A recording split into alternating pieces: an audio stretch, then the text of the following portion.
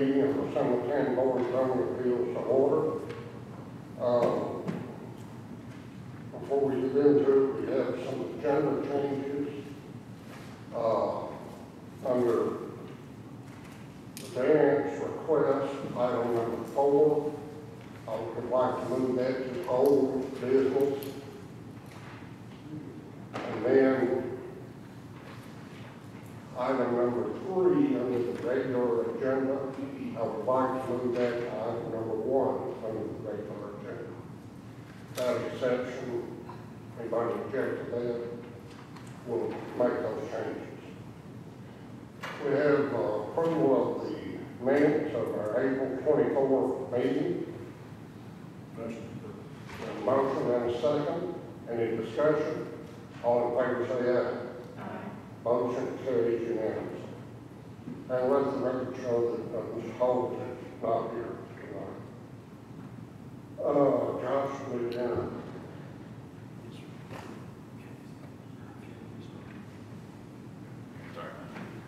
Yes, sir. Entering materials in the record, is that where we were? Yes, sir, we are. I apologize for that. Wanted to enter in as we normally do. Yes, sir. Exhibit A, which is the county zoning resolution, and record. Exhibit B, which is the agenda packet that was sent out for this item, or for this meeting this evening, and the staff presentation that was sent out for this item as well, that will be given here tonight. And in addition, Mr. Chairman, there were 2 letters that should be on, everybody should have got a couple of copies of letters from a Kyle Levering and a Dwayne Craig, who sent letters about one of the items on the agenda, the special exception request at 145 Green Acres Road. Those are letters of opposition related to that item. So those are the exhibits that they need. Makes the record show these items have been entered into this meeting material. Under old business, item number 1, Kirsten Matthews Reese, requesting a continuation of a conditional use permit, 283 Bobcat Road, and Bethpage. This was deferred last month. Josh? Yes, sir.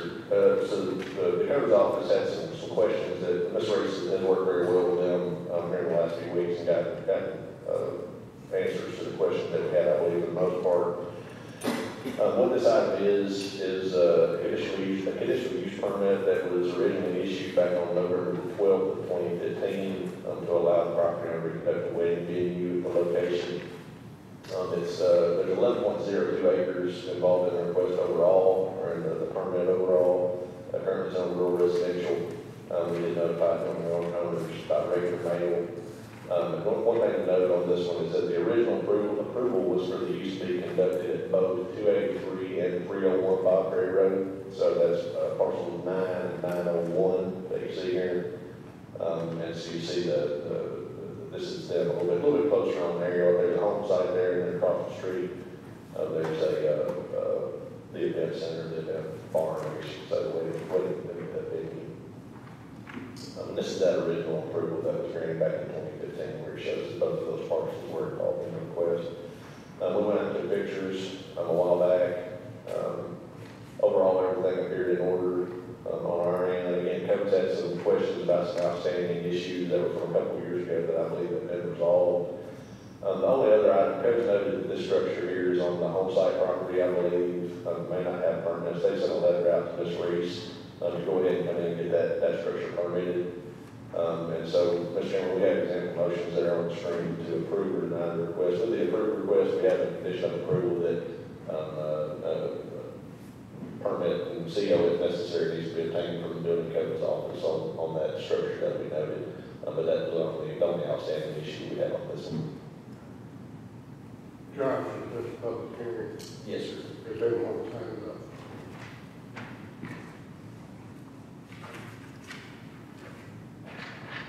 This is a public hearing. We have no one that signed up to speak, but I'll ask if there's anyone in the audience that would like to speak to this request. Seeing no one, I'm going to close the public hearing, and the chair will entertain a motion.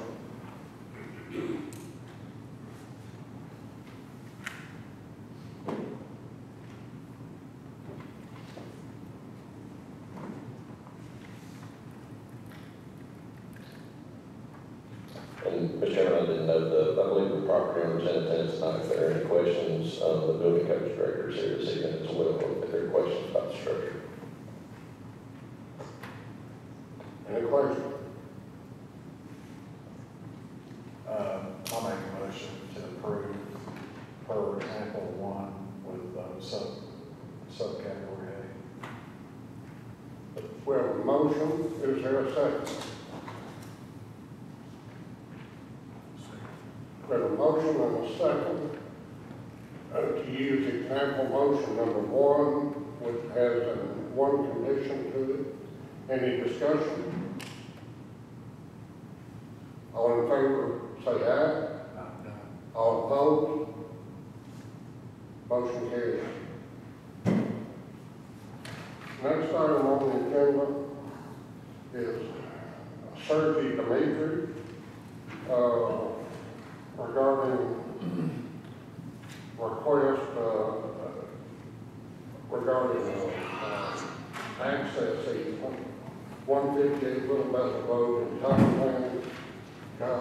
Yes, sir. Thank you, Mr. Chairman. This is another one that was on the agenda, I don't think it was last month, I believe it was the month before last, related to an easement request for a 6-acre tract located in Cotton Town. They're requesting a variance from the county's road access requirements in order to obtain a building permit to construct a single-family home. Zone rural residential, this item was deferred back in March. As noted, the adjoining property owners were notified by certified mail when it was advertised in the Gallatin News on April 25th. This is the subject property here. This is the newspaper notice that was placed in the paper. So a little bit of background on this one, just to refresh everybody's memory on it. We've had regulations in place since 1980 that require a standalone easement of 50 feet in width or 450 feet in road frontage in order to obtain a building permit. If you don't have that, then generally you have to obtain a variance. This property is a little bit complicated, to be honest with you. There's been a good bit of discussion with the surveyor and some just looking at it, trying to figure out what else going on with it. But there's a judge's order that was included in the packet dated July 10, 2023 on this one.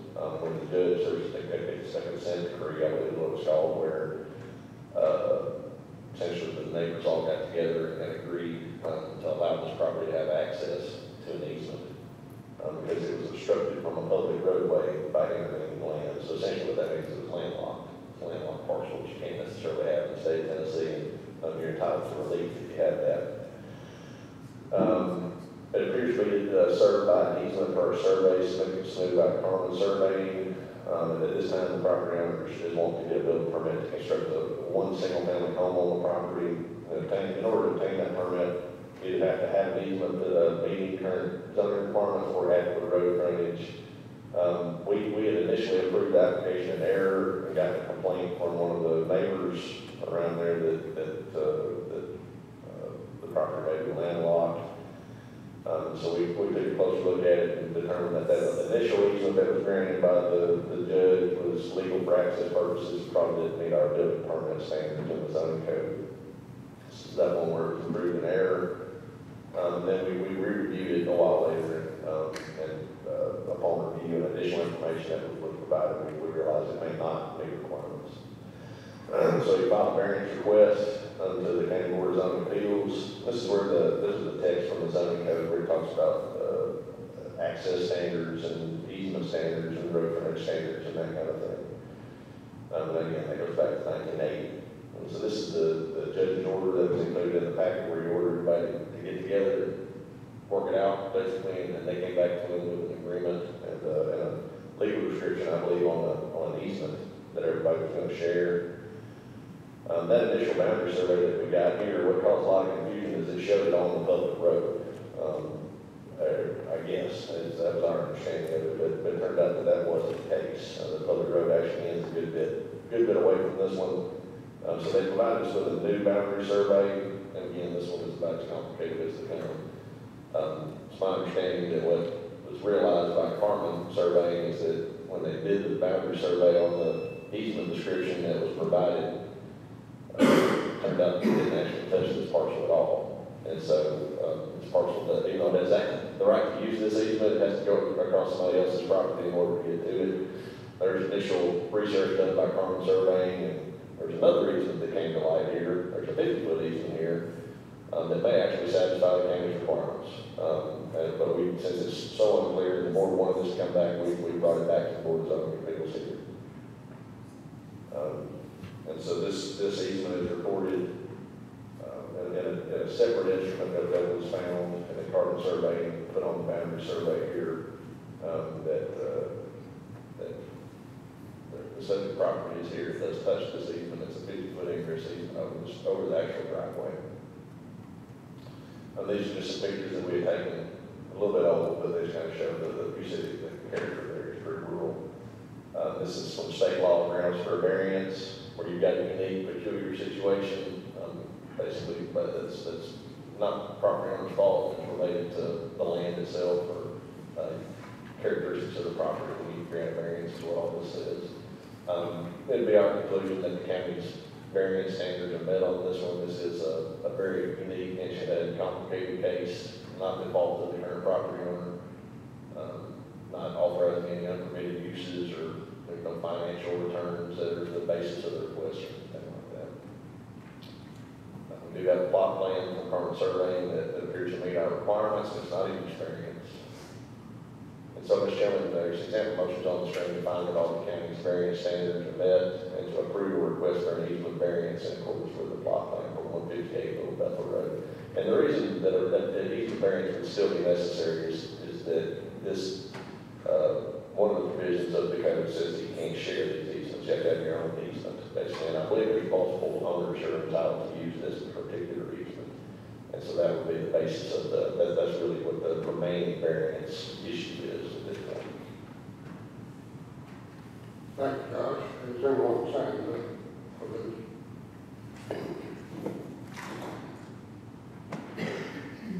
Just the property owner.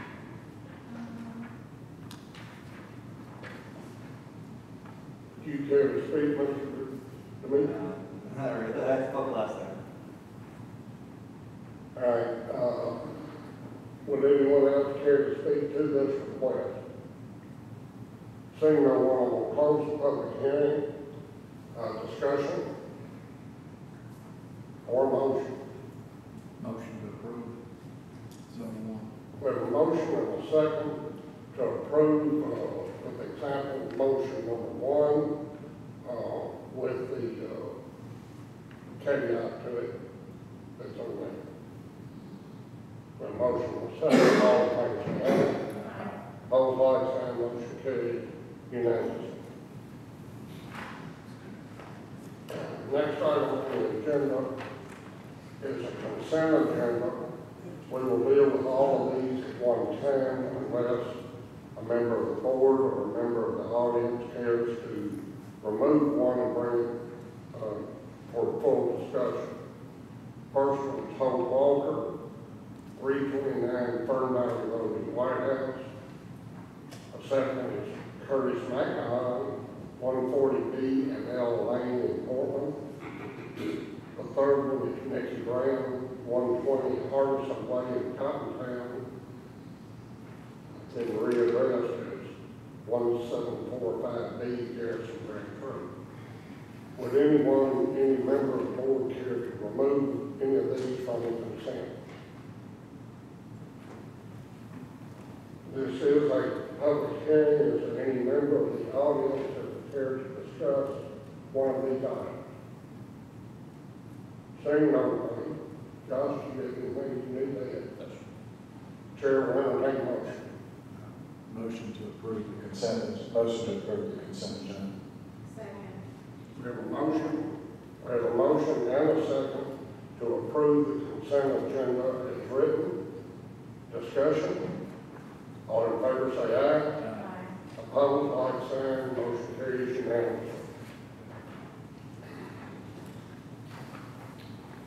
And so anybody whose item has been approved as part of that consent, or that has another item that's been approved so far, y'all are free to go, but there won't be any more discussion on any of those items.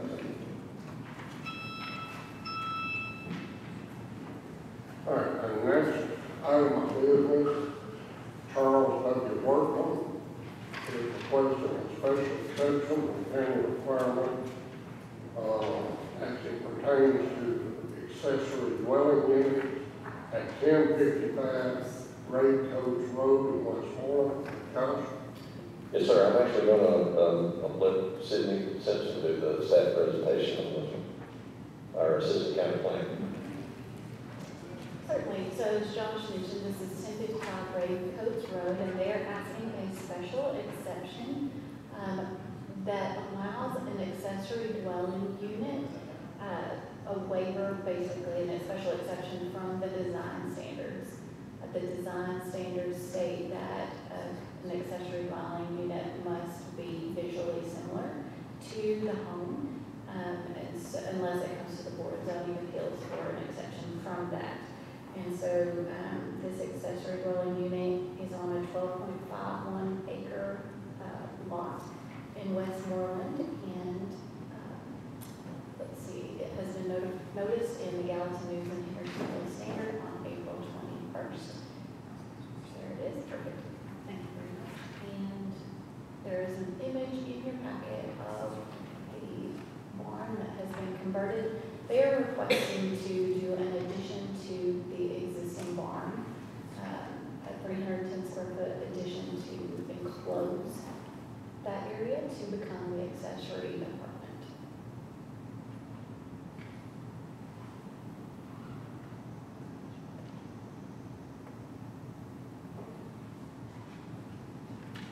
All right. Josh, this is public hearing. If anyone signed up,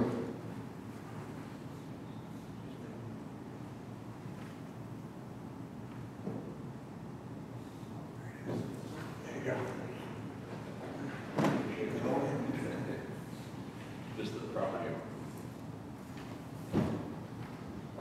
Charles Workman, do you care to add anything to the, okay. Is there anyone else that care to speak to this request? Seeing no one, will close the public hearing. Discussion or motion? I drove by this about 2 weeks ago. You can just barely see it from the road. In fact, when I saw the sign before I got the package, I said, I wonder what they want to do. But anyway, discussion or motion?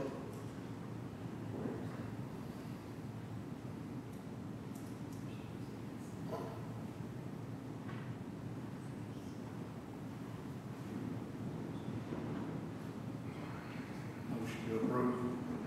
I'll second.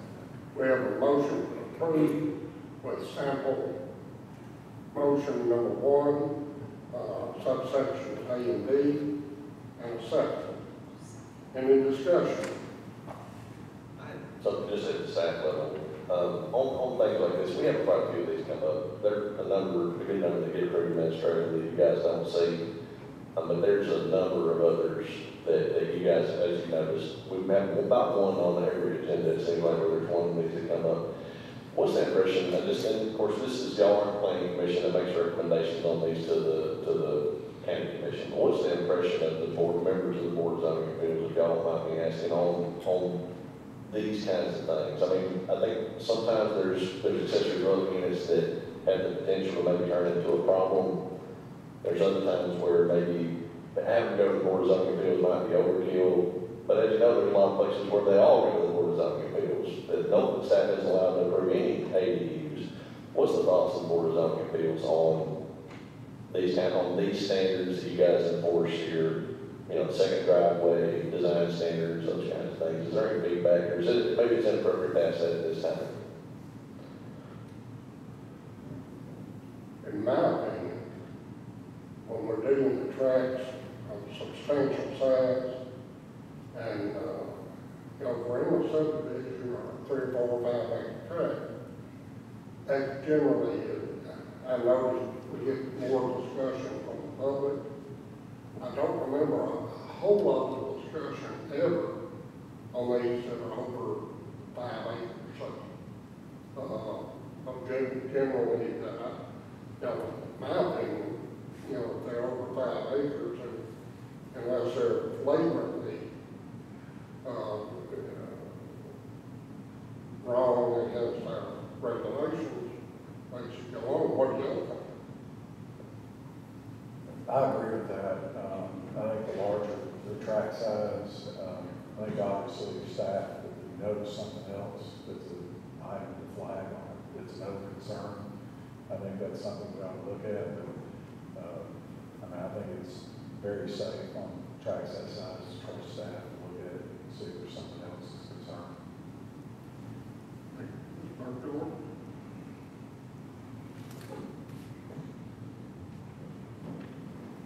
I have 4 boys under the age of 26. They can't afford a house anywhere in this county. My parents have a farm in Charlottesville County. And I know that's not Sumner County, but the idea that if I had 10, 12, or 15, we have friends that have 50 acres in Sumner County, and they have young children. I feel like if it stays in the family, it should be, that's okay. But I do live in a subdivision in Sumner County, in the city of Hendersonville, and we have codes to keep that from having separate dwellings. But they get around it by attaching the roof. My neighbors across the street built a 1,500 square foot home onto the back of the existing home, and they have 7 children. There are 11 people living on their property.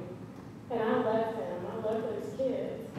And I can't speak to the future, but I think on a case-by-case basis, this is something that we're going to see more of, and we're going to need to consider, especially with our aging population. I know in some instances they ask to put mobile homes on the back or campers, and I just think we need to continue to see them on a case-by-case. I don't want to overrule your authority, y'all's experience, but if the law says it has to come to us, I'm fine with doing it on a case-by-case. Mr. King? I tend to agree with you about the 5 acres, and I don't see this being a big issue when you get larger acreage.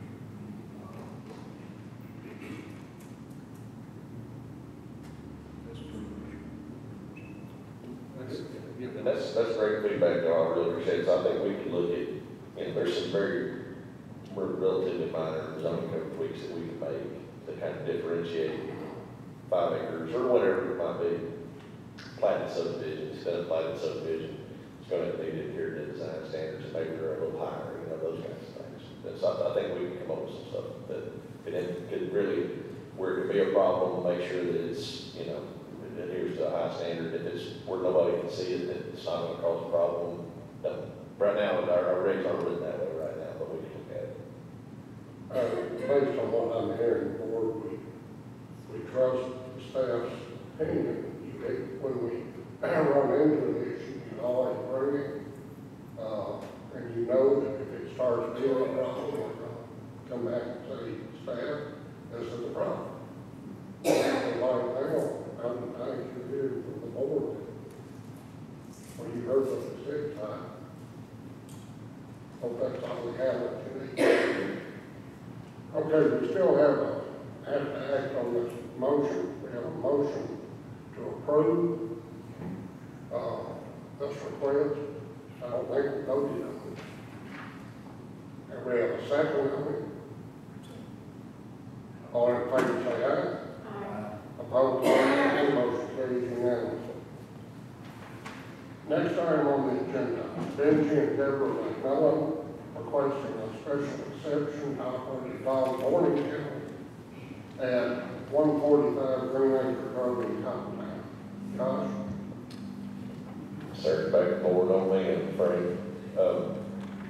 145 25, Green Acres Road. I think we have another one here that got deferred March 2024. I believe it actually got denied March 2024, this application did.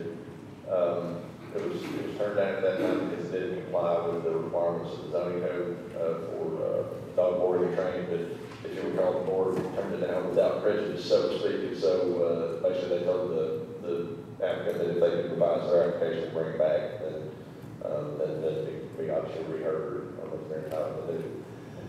So this piece of property is a little under 12 acres.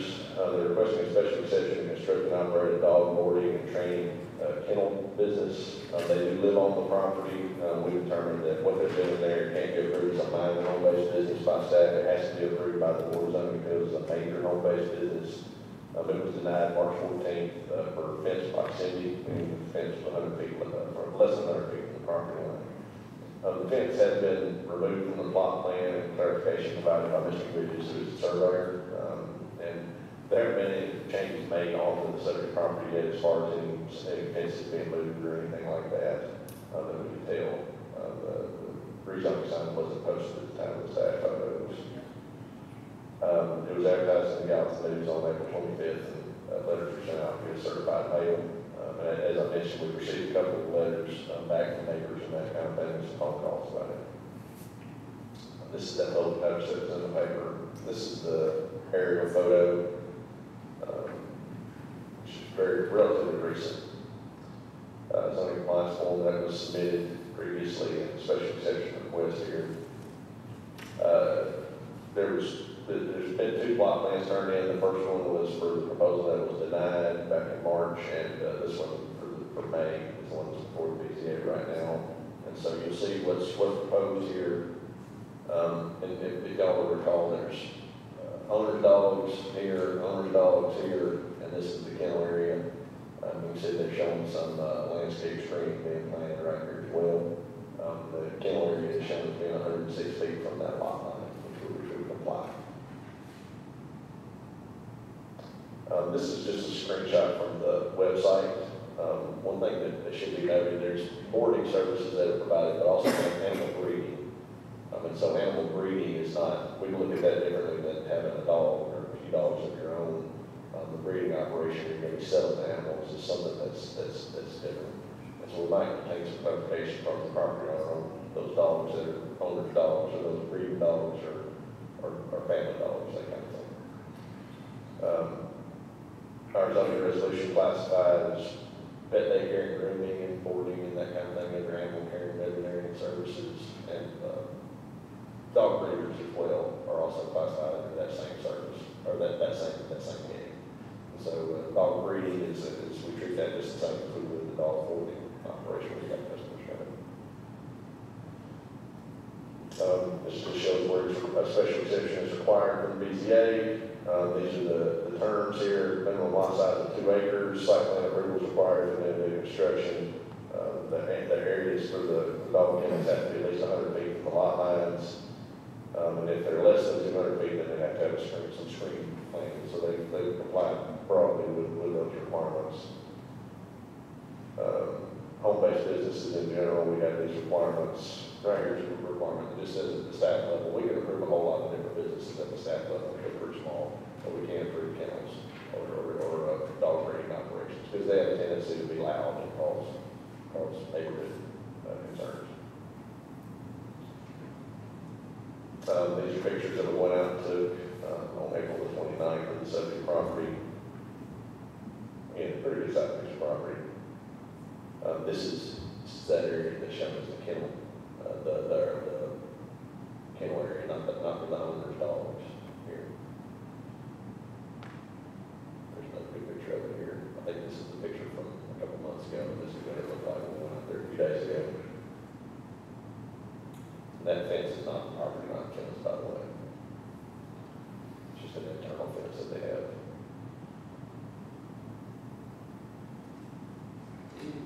So our findings for special exceptions, it's not something that's going to generate a lot of traffic. The use, noise is the biggest concern, potentially smell concerns as well. The examples are well secured though, they're not going to be running loose or anything like that, but the noise is probably the biggest concern that we have in this kind of use. It's well separated, it'll be at least 500 feet from the nearest single-family residence, I believe. There is a landscape buffer here on that lot line, that eastern lot line, where Mr. Bridges, they would need to plant that, but this would have to come back every couple of years for renewal. This doesn't really conform to the requirements of the zoning code. Again, if, the personal dog issue, that kind of question, with those the other kennels that are there on the site, museum might ask questions about that if you feel appropriate. In general, this kind of use is compatible. It's a pretty good sized lot. Architecturally and traffic wise, it's not something that's going to cause a lot of problems either. The noise is probably the biggest concern. And so Mr. Chairman's example motion there on the screen. Example motion 1 has conditions of approval requiring any permits to be obtained, home-based business requirements to be met on an ongoing basis, and a renewable period of 2 years. Thank you, Josh.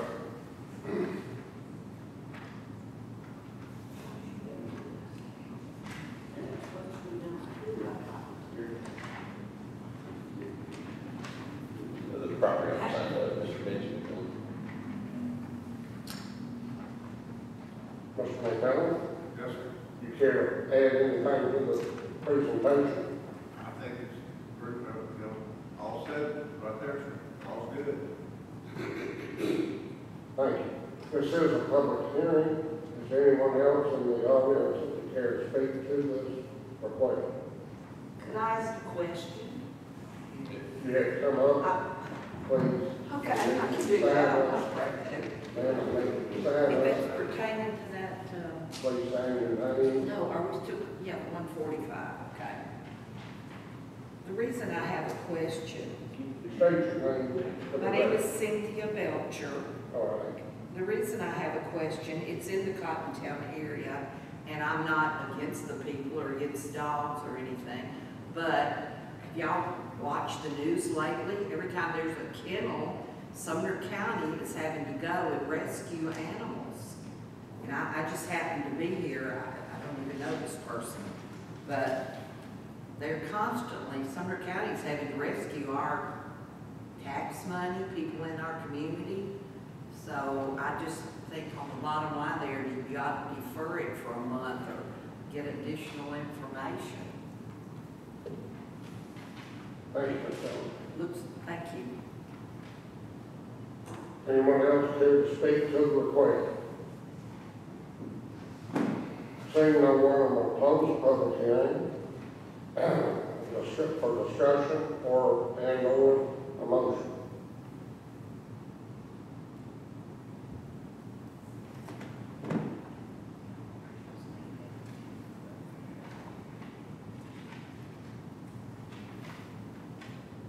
My concern, since no one's speaking,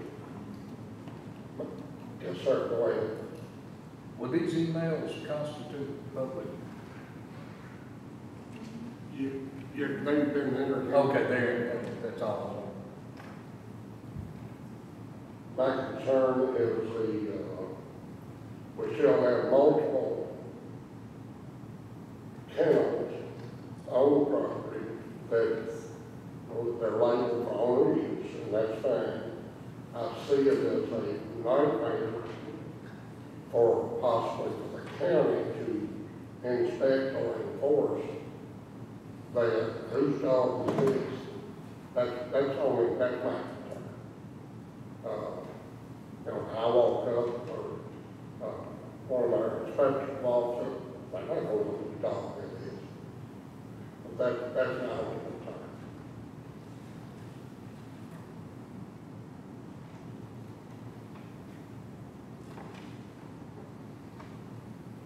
Discussion or a motion?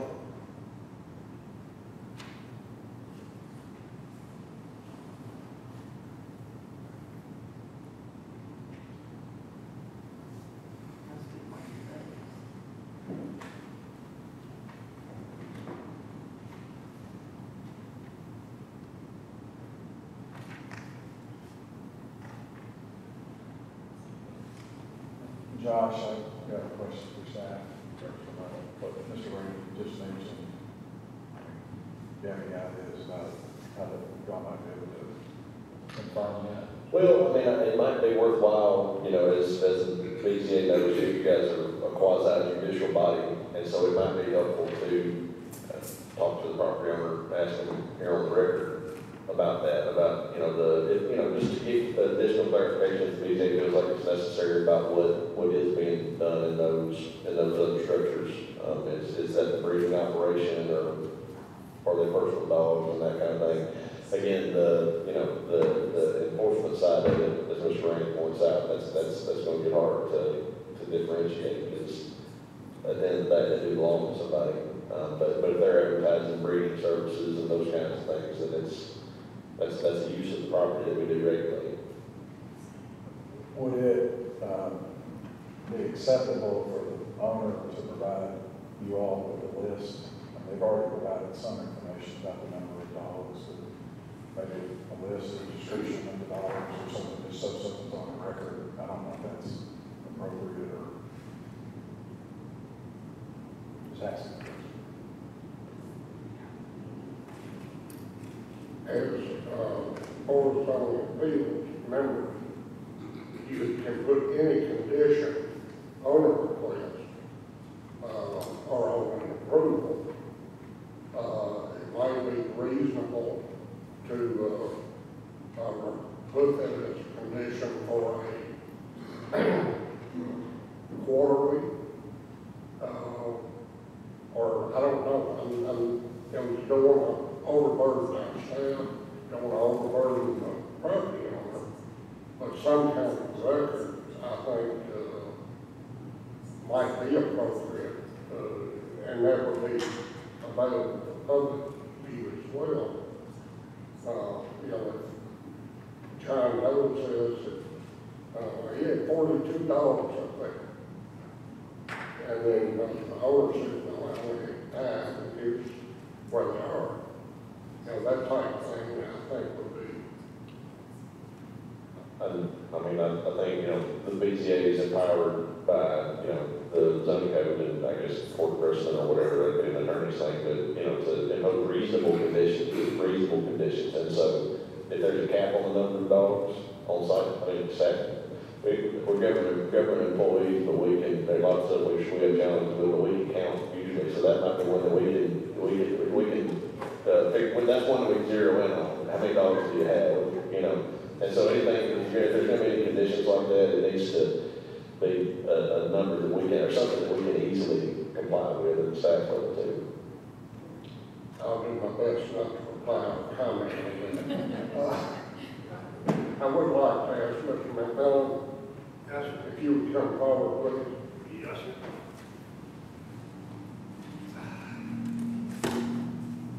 You've heard our discussion. Do you have any input? Please turn on the mic.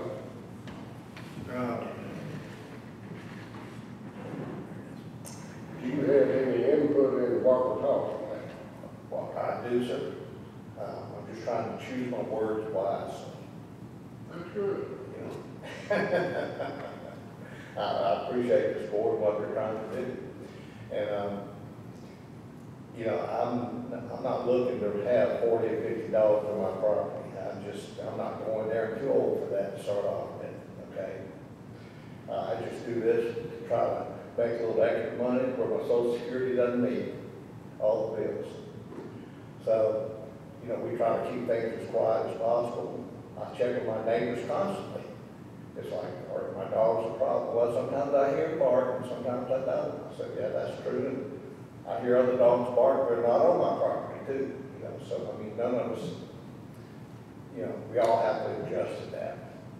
I can give you a list of dogs that I own. That's not a problem. You know, I'm pretty compliant. And I'm willing to do whatever, you know, you guys ask me to do within reason, you know. So, Thank you. anything else? Thank you. All right.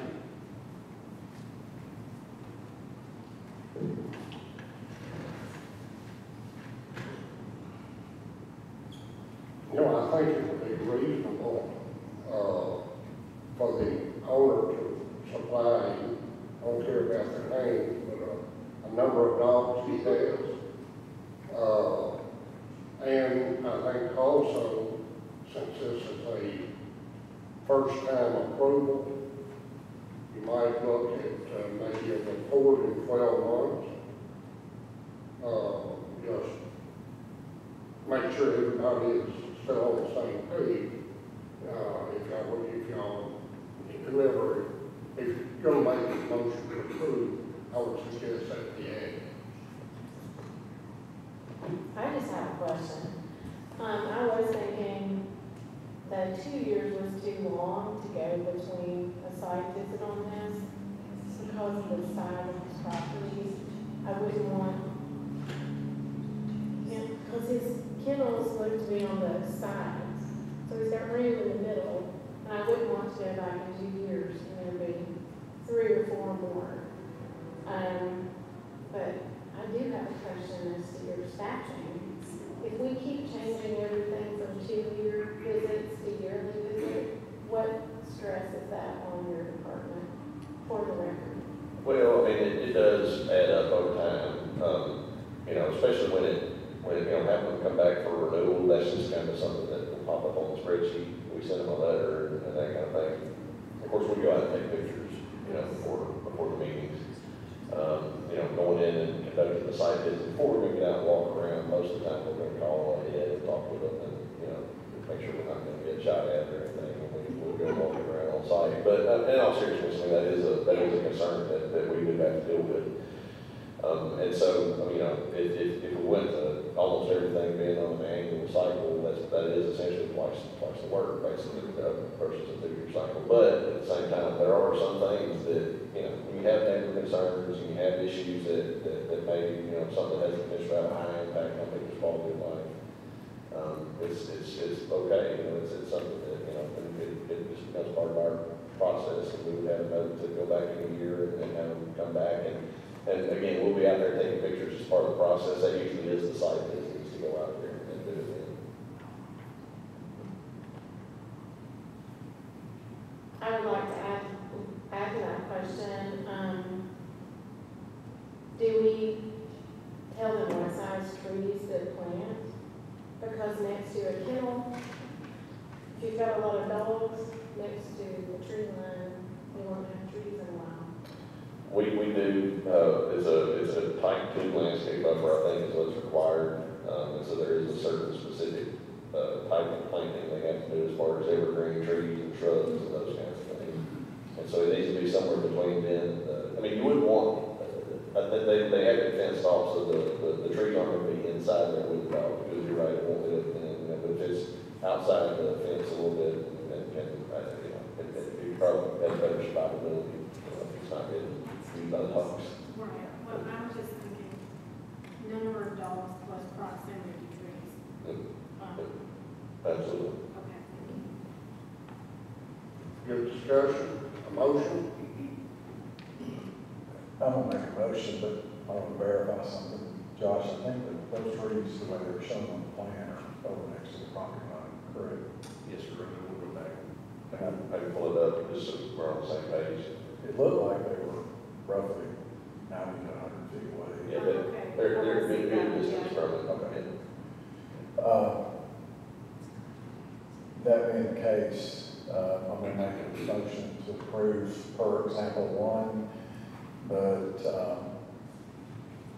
add the condition D, that the owner provide a list of dogs that he owns on a yearly basis or every 12 months.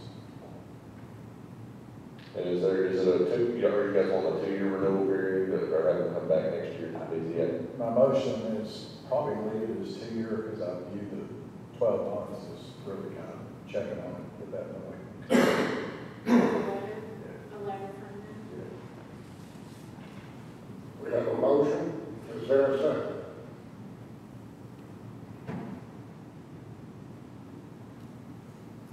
I'll second that. We have a motion and a second to approve with the stated condition plus, the added condition that the owner provide an annual report of the number of personal diamonds that he owns. Discussion? All in favor of the motion, say aye. Opposed, like sign. Motion carries.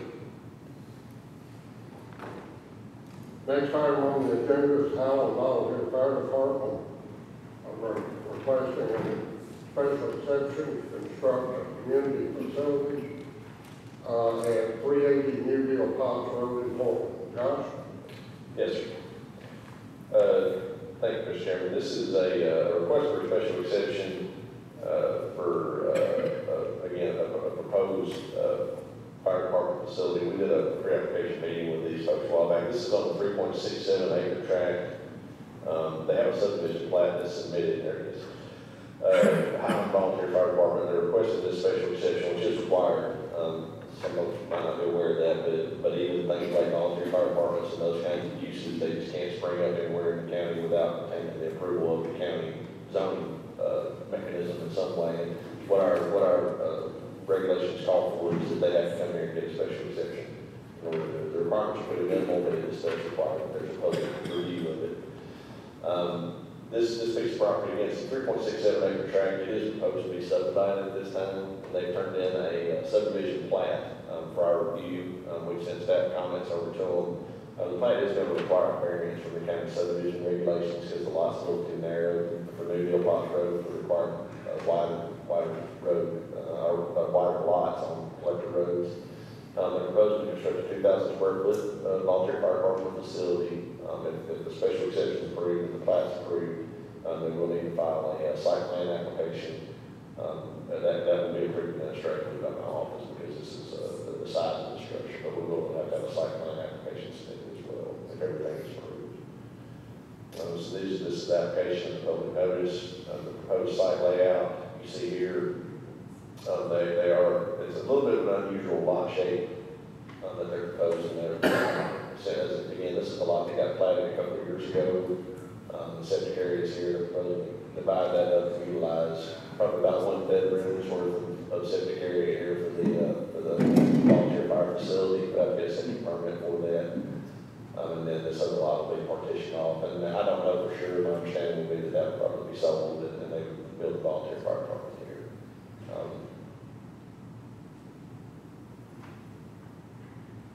Maybe you got parking, ADA parking is shown. There's a landscape screen here, and I'll talk about why they have the shrubs shown what they do here. This driveway, our standards would require that be concrete or asphalt. They have to obtain a deviation on their site plan for that. If they would need one to be gravel, the materials are unclear, but that would be handled at the site plan stage. So as far as how we classify these, fire department facilities are administrative services. And administrative services are here, special conditions, demonstrated need for the activities to serve the neighborhood, the community, and the parking has to be strengthened above the right of way. So that's the purpose for the shrubs to be planted there, where they are on the road. And we don't, the threshold on the demonstrated need is pretty low. We don't ask for studies necessarily or anything. And to be frank, from our perspective at the staff level, if the volunteer fire department feels like there's a need there, I'm willing to defer to their expertise on that. They are a positive good in the community for sure. Our required findings, this is not something that will create a lot of traffic. It's actually intended to ensure greater life safety, service, and protection to the public. Will not at first adversely affect other property in the area. And obviously there are sirens and those kinds of things. There's a trade-off on these kinds of facilities. But there are that happen in the area will provide greater life and safety protection. There's been discussion for a number of years about getting a new facility in the New Deal area, New Deal Potts area. And we have something here about this being coming back to the BZA every 2 years. That's not a requirement on this. This is not the kind of use that needs to have a renewal period or anything like that. So we wouldn't be wanting to require that. And it does appear to conform to all the requirements of the zoning resolution. Again, there's a subdivision regulations issue that will need to be resolved with the planning commission, but that's something that can be worked through with them. and it would be compatible with the surrounding area in general. We have these kinds of facilities all over the county. So Mr. Chairman, there's a motion on the screen there to find that all requirements are met to approve this facility, subject to obtaining the requisite permits, site plan requirements being met, and the subdivision plat being approved by the planning commission as lot being platted prior to the issue of building permits, issuance of those permits.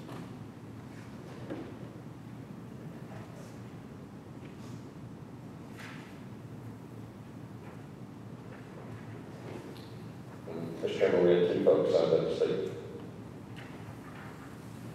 All right, this is a public hearing, Cynthia Belcher.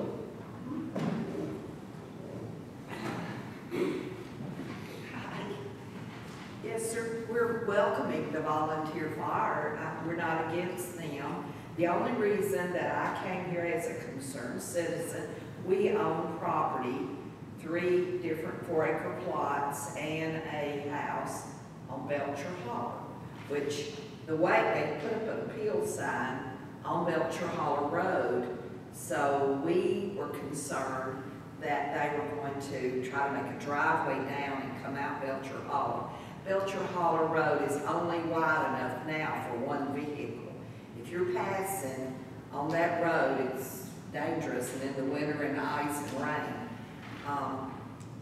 And Roy's family has owned that property since the 50s, 52. Well, originally 1936, he bought the property in the,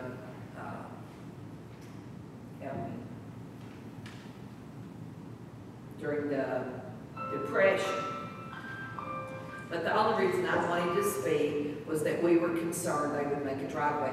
And Mr. Sutter explained to me when we got here that as far as he knows, that is not the case, that they're not going to make the driveway down that way. So I guess there's no problem, but I just wanted to voice my opinion, because if they do come down on that road, I mean, there's several homes there, and it's hard to get in and out of the property now, so it will make it a really difficult.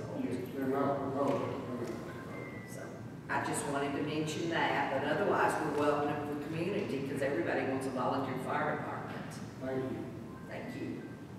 Corey Young. This is going to turn in paperwork and answer questions. If anybody's got it. I'm Corey Young, I'm the captain with Iowa Volunteer Fire Department. I've been with the fire department 15 years. This has been a big need for that community for a long time. Hopefully we get this through. Excited to get it going. They said to turn these in. And the signs are in the back. So if you have any questions, I'll be glad to answer. It's been a nightmare and a long time coming, so hopefully this goes on through. Thank you. I'd like to ask a question. What's that? I was asking if there's any other speakers.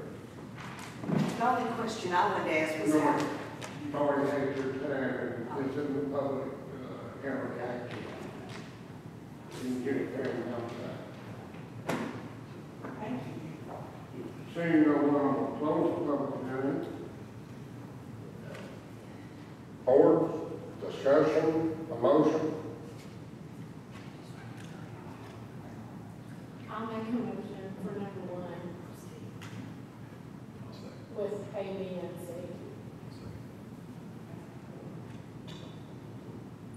I have a motion and second to approve. Example motion 1, A, B, and C. Any discussion? All in favor, signify by saying aye. Aye. Opposed, like sign. Motion carries unanimously. At this point, ladies and gentlemen, I did some work on the next item, and so therefore I will recuse myself and leave the meeting.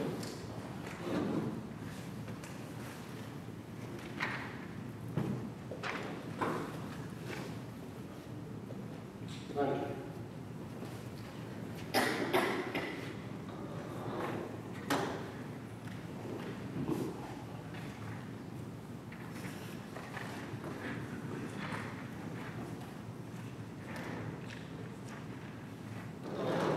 So next item on the agenda is David and Sonia Bell. And that is for a variance request at 323 Raymond Hodges Road, Cottontown, Tennessee. Josh or Sydney, you have a staff report? Alright, so the applicant is requesting a variance from the county road standards in regards to access. It's related to the easement found in chapter 11, section 1101.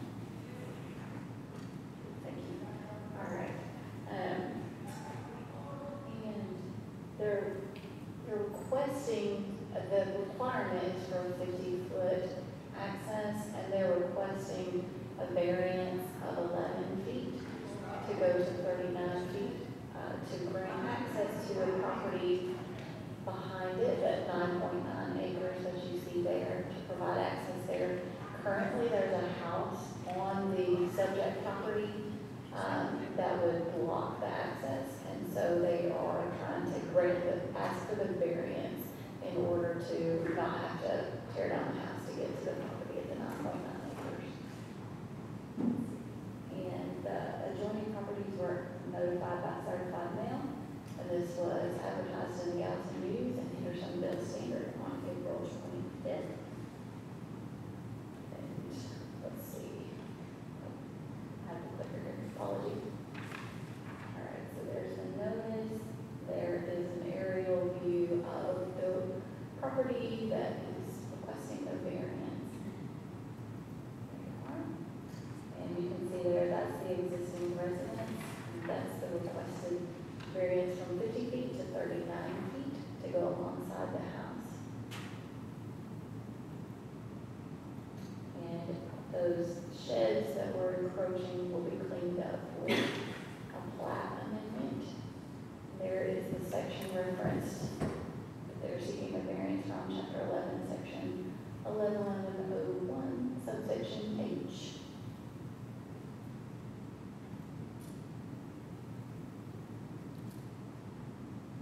There's the 1980 regulation that said, hey, it's got to be 50 feet.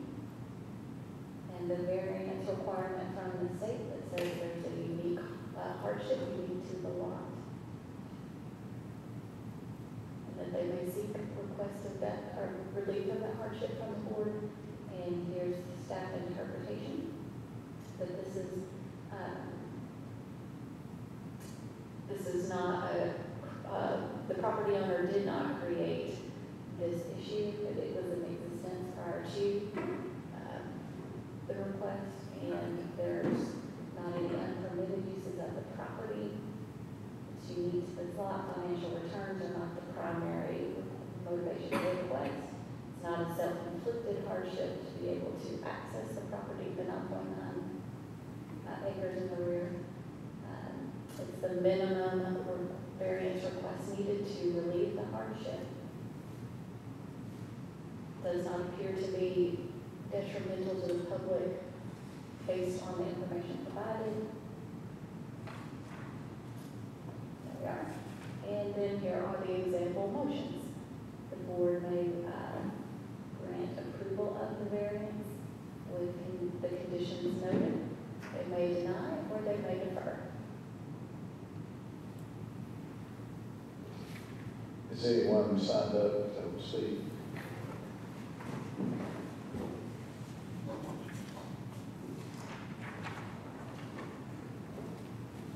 Brett. Brad. Mr. Bradley, you want to come up? Y'all are on such a roll, I don't want to slow you down, but I just want to say one thing. I represent the Bells, and unfortunately, they bought this property long ago. They had no idea that they would be separating ways. And Mr. Slade here is going to build a house, hopefully, on this property. It's 9.9 acres. And I love seeing houses built on large tracts like that. It takes this 9.9 out of being a part of the subdivision just north of where it's currently located. And ask for approval. Thank you. This is still a public hearing. Is there anyone else that would like to speak on this item? Seeing none coming up, I'll close the public hearing and ask the board, is there any discussion?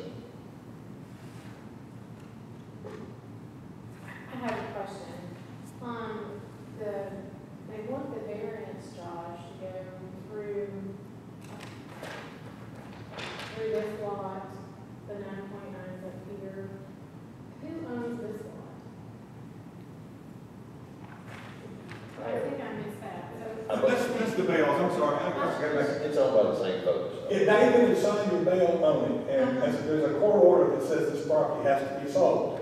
And so they need access to sell this property as a part of the divorce settlement. And, you know, there's a buyer they got, but he can't build a house on without access. And so that's what we're saying. North of this land is farmland that doesn't, you have to go hundreds of feet to get into another road. This is really the only place that makes sense. So that the hardship is that, you know. So they're just selling the easement? They're selling the 9.9 acres. And they own this? And they're putting the easement on their property. All right, I just wanted to make sure that was clear in my head. Yeah, and it's still 39 feet. If you look on the map, you see that the current driveway only goes over about 10 or 12 feet from the house. So there's still another 35 feet that, you know, plenty of room for driveway. Thank you. Thank you, Ms. Bradley, for your clarification. Any other questions?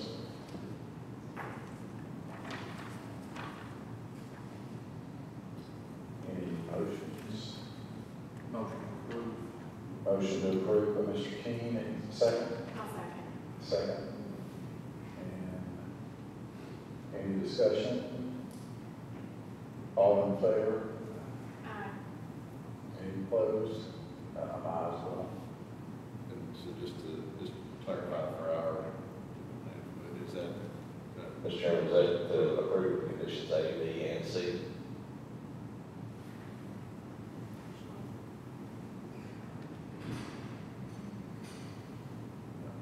Mr. King, if you could just clarify your motion to item 1 to approve with all conditions A, B, and C.